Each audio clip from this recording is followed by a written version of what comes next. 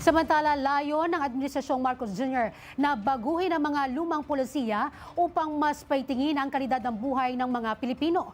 Kasabay dyan ang pagbibigay din ng update sa kalagayan ni Pangulong Ferdinand R. Marcos Jr. na ngayon patuloy na nagpapagaling. Si Faith Santiago sa detalye.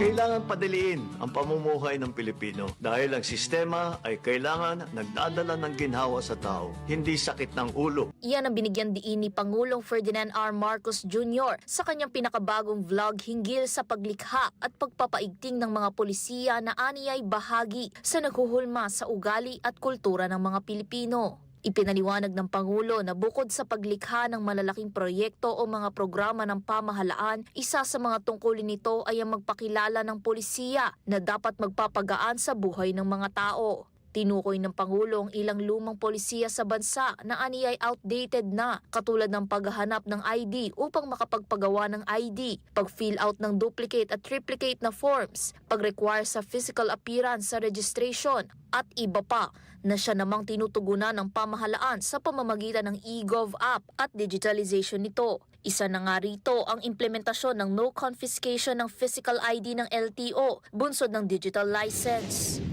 Tayo dapat pumipila ng madaling araw sa opisina ng gobyerno para lang kumuha ng isang dokumento. Inisa-isa naman ng Pangulo ang mga indikasyon upang malaman kung maganda ang isang polisiya. Dapat aniyang nakatuon ito sa ninanais ng mamamayan. Gayon din ang nagpapaganda at nagpapagaan sa buhay ng mga Pilipino, kagaya ng pinaigting na healthcare system, pagpapababa sa presyo ng bilihin, pang-ekonomiya at hindi nakakaperwisyo. Dapat ding nakabubuti ito hindi lang sa bansa kundi sa personal na pag-iisip, pagkilos at pag-uugali ng mga mamamayan. Nararapat din aniyang nauunawaan ito ng mga tagapagpatupad nito, gayon din ang pag-enforce at pag-implementa dito.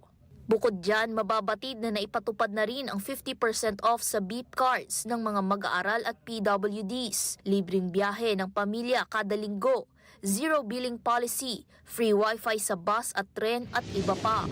Samantala, binigyang pansin din ni Pangulong Marcos Jr. ang mga polisiyang isinasagawa sa ibang bansa na nakaangkla sa disiplina tulad ng no bubblegum policy sa Singapore. Kasama rin ang mahigpit na pagpapadaan sa mga ambulansya at emergency vehicles sa Alemanya, paggalang sa pedestrian lane sa bansang Japan at iba pa. Lahat umano'y iniisip para magkaroon ng mas magandang productivity ang mamamayan at maiwasan ang burnout.